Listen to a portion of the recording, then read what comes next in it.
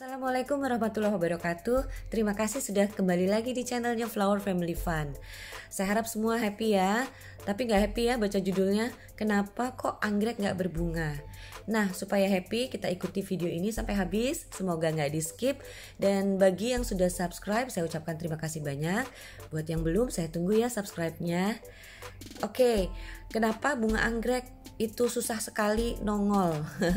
Ini adalah pertanyaan yang paling sering dipertanyakan, terutama bagi yang baru pertama kali merawat anggrek. Anggrek itu adalah tanaman yang beda dari tanaman kebanyakan, karena pembungaannya itu sangat tergantung daripada banyak faktor ya, bukan hanya dari plantnya itu sendiri. Apa-apa aja dan bagaimana sih trik untuk membungakan anggrek? Oke, kita terusin lagi videonya dan jangan lupa subscribe, like, comment, dan share.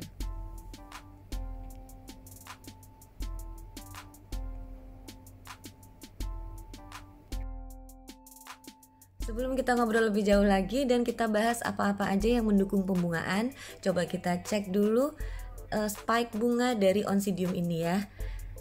Kita akan cari tahu dari mana sih spike bunganya itu nongol ya. Di sini kita perhatikan ada keiki yang baru muncul ya, yang masih muda, dan juga ada keiki yang sudah dewasa.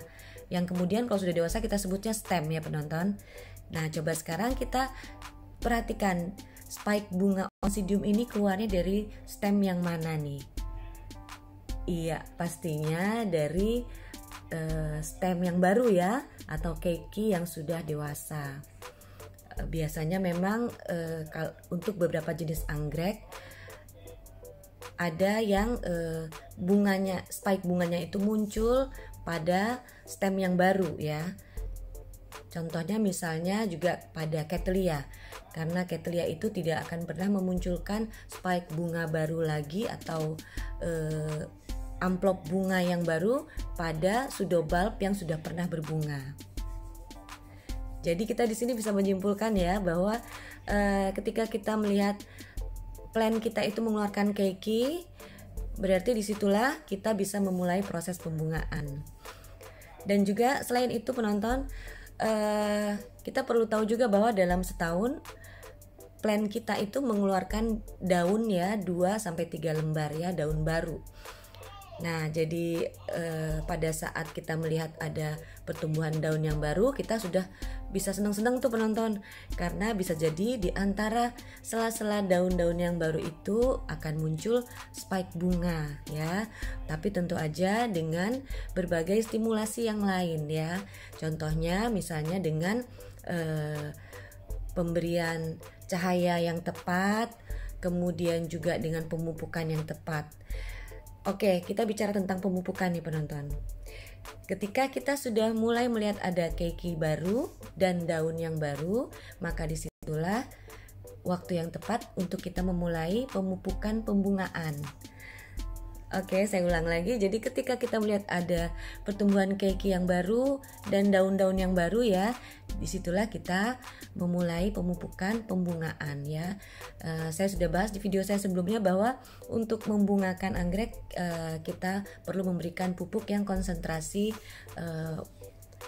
nilai P-nya lebih tinggi ya. Nah, jadi kita juga bisa memperhatikan pembungaan ini dari siklusnya juga ya. Jadi belum tentu keiki yang tumbuh itu adalah merupakan awal dari pembungaan, karena bisa jadi memang belum masuk siklusnya ya. Jadi kita sebaiknya ketika mengadopsi anggrek dari nursery, kita juga tanya kapan terakhir anggrek kita berbunga.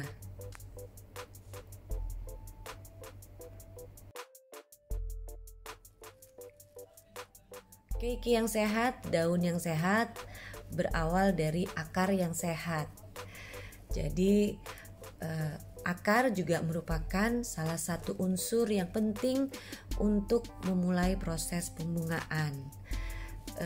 Ketika kita mendapati anggrek kita akarnya rusak, ya di situ kita harus sudah mulai bersiap-siap untuk memperbaiki akarnya ya, dengan cara seperti yang sudah pernah saya upload di sebelumnya, yaitu mengenai mini greenhouse dan emergency room ya. Itu adalah salah satu upaya untuk memperbaiki akar yang rusak. Dan bicara tentang akar berarti sangat erat hubungannya dengan penyiraman. Jadi untuk anggrek itu sangat rentan sekali mengalami kebusukan akar ya, karena anggrek termasuk tanaman yang tidak menyukai banyak air. Beda ya dengan tanaman-tanaman yang lain bahwa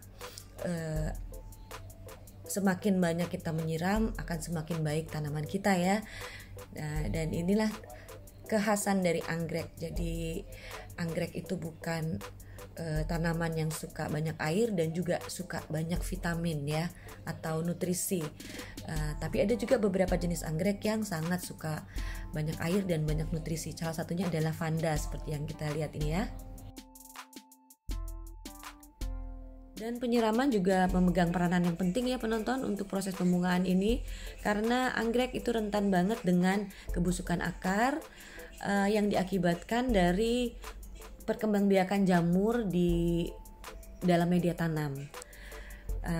Seperti yang kita tahu bahwa anggrek itu bukan merupakan tanaman yang suka air dan gampang sekali kebusukan ya. Maka itu kita harus benar-benar memperhatikan media tanamnya. Kira-kira seperti ini ya penonton, media tanam yang diinginkan oleh anggrek ya, nggak terlalu basah dan juga nggak terlalu kering. Dan sebaik-baiknya penyiraman adalah ketika plant kita itu sudah mulai terlihat kering ya. Jadi disitulah waktu yang tepat kita menyiram kembali. Bukan merupakan kemutlakan harus sekian kali dalam sehari, atau juga bukan merupakan suatu kemutlakan juga anggrek jenis A harus dengan media tanam A, anggrek jenis B harus dengan media tanam B. Jadi semua itu sangat tergantung kepada iklim di mana anggrek itu berada. Jadi ketika anggrek itu ada di daerah yang curah hujannya tinggi, pastinya pola penyiraman juga harus sangat diminimalisir. Kemudian media tanamnya juga harus menggunakan media tanam yang bersifat melepaskan air. Jadi selain kita mempelajari siklusnya, kita mempelajari karakteristik anggreknya ya, kita insya Allah akan bisa memproyeksikan anggrek kita berbunga. Dan yang perlu kita tahu juga bahwa siklus setiap anggrek itu berbeda-beda. Jadi ada yang setahun 2 kali berbunga, ada yang setahun 3 kali berbunga, bahkan ada yang cuma 1 kali berbunga. Sirkulasi udara yang baik, angin yang banyak, itulah tempat yang sangat ideal untuk pertumbuhan anggrek. Hampir semua jenis anggrek menyukai banyak angin, karena pada prinsipnya disitulah anggrek itu mendapatkan makanannya melalui angin yang banyak itu tadi penonton.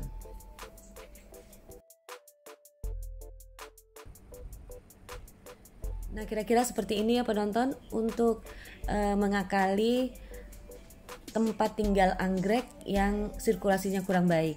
Jadi dengan menempatkan mereka itu di atas ya, otomatis anggrek-anggrek kita akan mendapatkan angin yang banyak. Dan ini sangat mendukung untuk proses pembungaan. Selain angin, anggrek juga membutuhkan cahaya untuk mendukung mereka berbunga ya. Dan bagi penonton yang mempunyai lokasi yang kurang mendapatkan sinar matahari yang dibutuhkan, bisa mengakalinya dengan menambahkan bola lampu ya pada siang hari. Ini konteksnya kita bicara mengakali sinar matahari ya penonton.